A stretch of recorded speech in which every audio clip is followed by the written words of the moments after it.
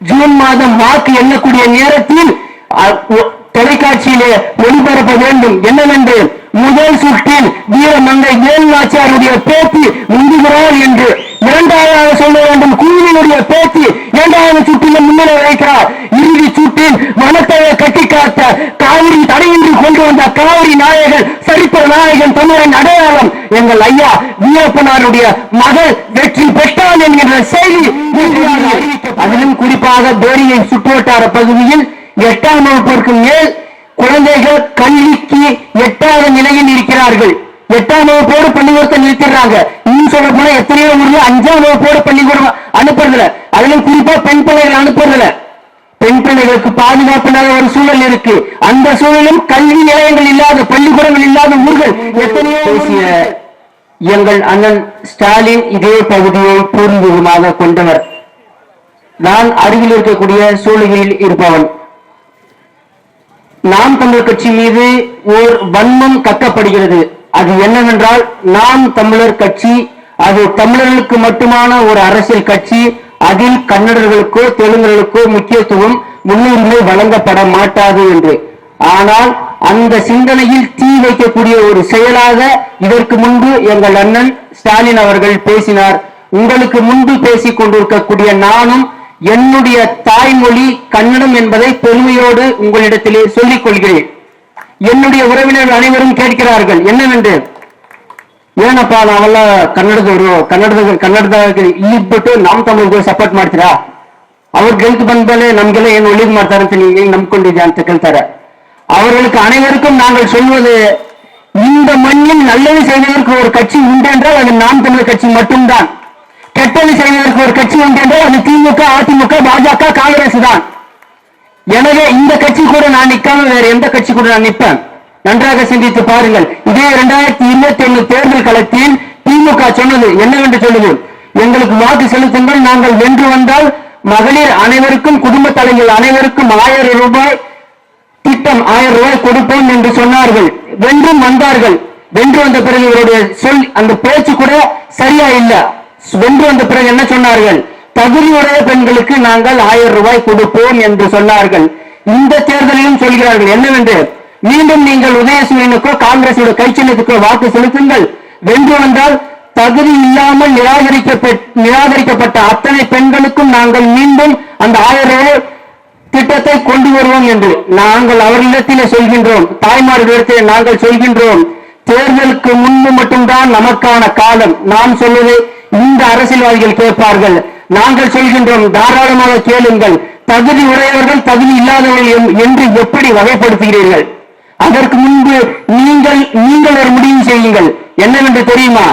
என்னவென்று, இந்த முறை என்னுடைய வாக்கு தகுதியுடைய அரசியல் கட்சிக்கு மட்டும்தான் வாக்கு செலுத்தினேன். எனவே அந்த தகுதியுடைய ஒரே அரசியல் கட்சி நாம் தமிழர் கட்சி மட்டும்தான். தகுதியுடைய ஒரே சின்னம் நாம் தமிழர் கட்சியுடைய மைக் சின்னம் தான். தகுதியுடைய ஒரே வேட்பாளர் நாம் தமிழர் கட்சியுடைய மனக்காவலர், 36 ஆண்டு காலமாக மனத்தை கட்டி காத்த சந்தனக்காட்டு சரித்திர நாயகன், 3 மாநிலத்துக்கு சின்ன சொப்பனமாக விளங்கிய தமிழன் மா வீரன் ஐயா வீரப்பனாருடைய மகள் மட்டும்தான் தகுதியான வேட்பாளர் என்று ஒருவரிடத்திலே சொல்லி அனுப்புங்கள். மூஞ்சில சாணிய கரிய பூசண மாதிரி சொல்லி அனுப்புங்க. இன்னும் எத்தனை நாளைக்கு இந்த ஒரு பிம்பத்தை எங்கள் மீது கட்டி அனுப்புவீங்க? நாம் தமிழர் என்றால் தமிழர்களுக்கு மட்டும்தான், தமிழர்களுக்கு மட்டும் என்றால் நாம் தமிழர் என்றால் கன்னடர்களுக்கு, தெலுங்கர்களுக்கு, மலையாளிகளுக்கு, இந்திக எல்லாருக்கும், இன்னும் சொல்ல போனால் புழு பூச்சிக்கு கூட ஒரு அரசியல் பேசக்கூடிய ஒரு கட்சி உண்டு என்றால் பெருமையோடு சொல்லும், அது நாங்கள் இருக்கக்கூடிய ஒரு நாம் தமிழர் கட்சி தான். இந்த மண்ணில் புழு பூச்சி அனைத்தும் வாழ வேண்டும் என்று அனைத்து உயிர்களுக்குமான அரசியலை சொல்லி எம் பாட்டன் வான்கண்ட வள்ளுவன் சொன்ன தத்துவத்தை கடைபிடிப்பதும் நாங்கள் மட்டும்தான். நாம் தமிழர் பிள்ளைகள் நாங்கள் மட்டும்தான். எனவே இந்த முறை இந்த பகுதியில், அதிலும் குறிப்பாக பேரியை சுற்றுவட்டார பகுதியில் 8ஆம் வகுப்பிற்கு மேல் குழந்தைகள் கல்விக்கு 8வது நிலையில் இருக்கிறார்கள். 8ஆம் வகுப்போடு பள்ளிக்கூடத்தை நிறுத்திடுறாங்க. இன்னும் சொல்ல போனா எத்தனையோ ஊர்ல 5ஆம் வகுப்போடு பள்ளிக்கூடம் அனுப்புறதுல, அதிலும் குறிப்பா பெண் பிள்ளைகள் அனுப்புறதுல, பெண் பிள்ளைகளுக்கு பாதுகாப்பு இல்லாத ஒரு சூழல் இருக்கு. அந்த சூழலும் கல்வி நிலையங்கள் இல்லாத, பள்ளிக்கூடங்கள் இல்லாத ஊர்கள் எத்தனையோ ஊர் இருக்கு. ராமந்தொட்டி கடத்தூர்ல இருந்து பள்ளிக்கூடம் வரணும், முதுகுரிக்கு தான் வரணும். ராமந்தட்டி கடத்தூர்ல இருந்து போனோம்னாக்க எங்க சூளகிரி வரணும் பள்ளிக்கூடத்துக்கு. இவ்வளவு தூரம் எப்படி பெண் பிள்ளைகளை அனுப்புறதுன்னு சொல்லிட்டு 8வது படிச்சாலே போகணும்னு சொல்லிட்டு புதினா இருக்கிறதுக்கும் கேரட் பிடிக்கிறதுக்கும் எத்தனை பெற்றோர்கள் தன்னோட குழந்தைகளை கூட்டிட்டு போயிட்டு இருக்காங்க. இந்த நிலை மாற வேண்டாமா? கல்வி என்பது அனைவருக்குமானது இல்லையா? சிந்தித்து பார்க்க வேண்டாமா?